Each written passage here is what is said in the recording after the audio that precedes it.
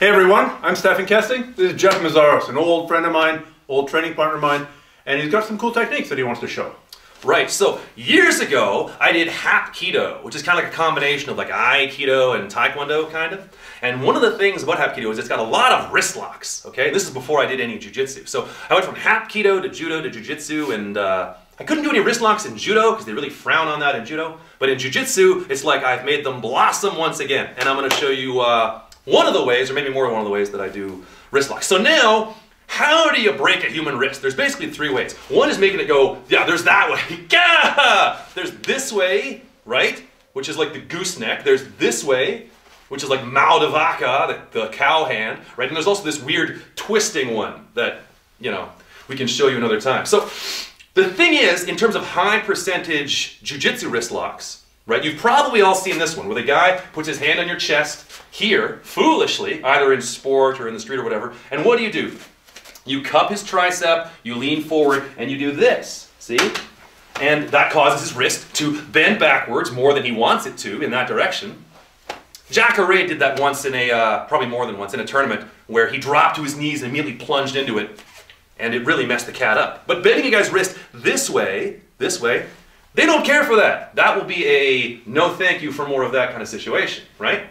So on the ground, we can also attack the wrist by making it bend in this direction, as well as this direction and this direction, but I'm going to share this one with you today.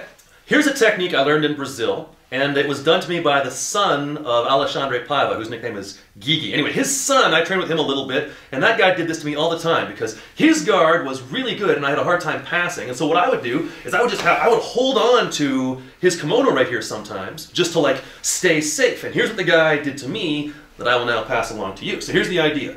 When the person's grabbing onto your sleeve in this way, in other ways it doesn't work, but in this way, what do? The other hand passes over the forearm and it goes onto your bicep, like so. And you pin his elbow to your hip, thusly, okay? And then from there, you can fold back